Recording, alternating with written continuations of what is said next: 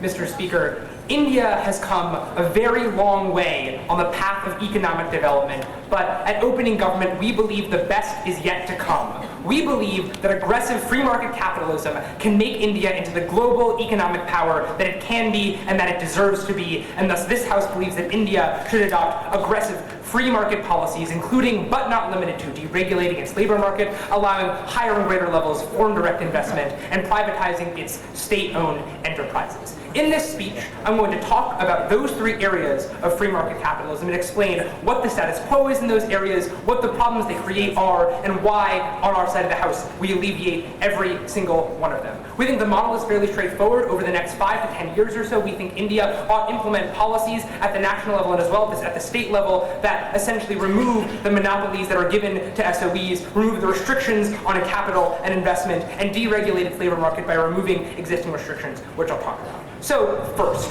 why should India adopt aggressive free market policies and deregulate its labor market? What is the status quo in this area of the Indian economy?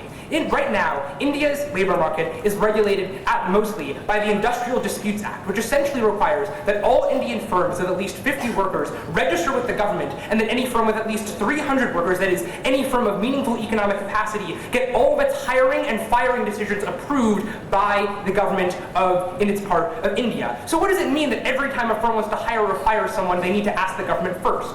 Firstly, it means they functionally cannot hire because it is so risky to do so, because it means that they make a decision that they later regret, i.e. hire someone who's not good at their job, they can't fire them. So on our side of the House, we think that is a problem. Secondly, it kills mobility for workers, because anytime a worker wants to leave their job or leave the place where they're from and go somewhere else, which might have, for example, a more competitive or a more optimistic labor market, they are afraid to do so, because if they choose to leave, they take the risk that the government will not approve the decision that they want to be hired or approve the job that they may be offered. So on our side of the House, we believe again that that is a problem, because labor mobility is essential to allowing these types of markets to allocate workers where there is need and where they can be used effectively. Thirdly, it requires that if businesses want to avoid these policies, that they expend time, resources, and expertise trying to actively skirt the law and hire workers outside of legal boundaries. What does this mean? It means A, that they are literally wasting their time and money trying to avoid government restrictions and do the thing that we say should be legalized, and B, it means that oftentimes they are doing things to these workers like undermining the protections they may get if they were hired legally, allowing them to abuse their rights and allowing them to avoid the supervision of the state. We say this ought to be ended. Back half.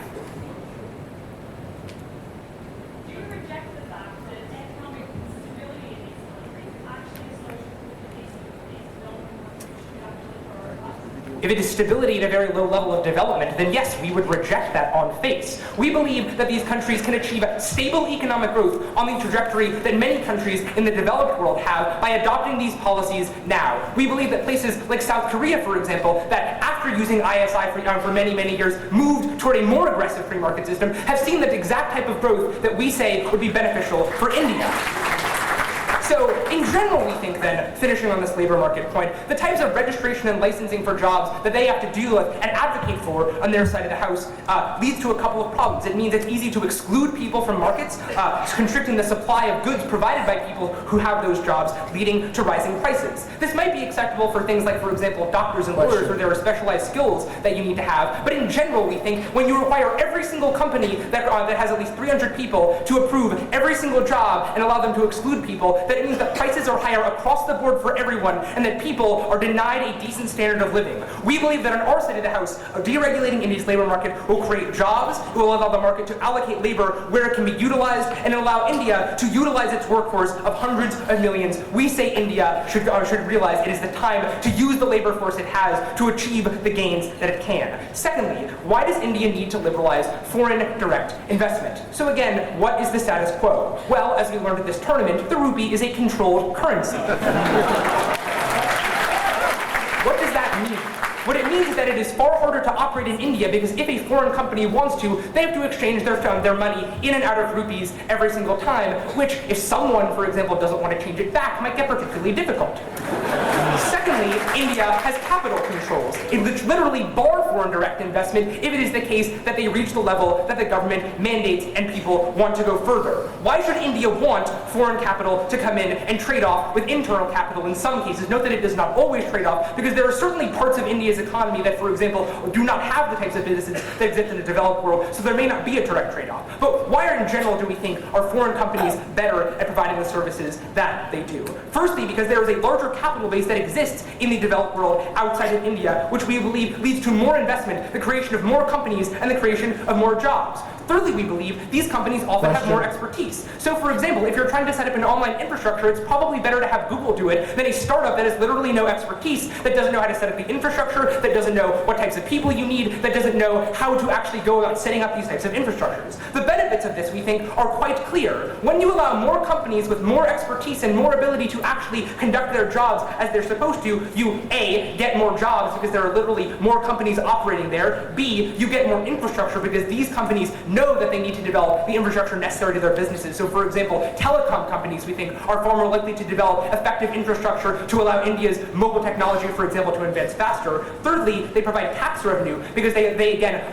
generate taxes that can be used for public services. And they train employees who then can leave those companies and start new companies, but now have the expertise they need to do a good job because they learn it from the best. Finally, why do we believe India should privatize its state-owned enterprises? So again, what is the status quo? India currently has massive state-owned enterprises, particularly in the areas of utility, energy, and defense. Why structurally do we believe that these SOEs are likely to do a bad job? Firstly, because they are not accountable to shareholders or really to anyone. That each employee who works for them has a job that is not accountable to a bottom line, so each one of them has no active incentive to do the best job providing efficient services at a reasonable price to people, which is why, for example, energy monopolies in India have led to massive blackouts where the state has a monopoly on the provision of power. Secondly, they do not have any meaningful competition because the state literally generates and gives them a monopoly and prevents anyone else from entering those markets, preventing them, or rather deterring them from engaging in the creation of better services, from investing in infrastructure, and actually ensuring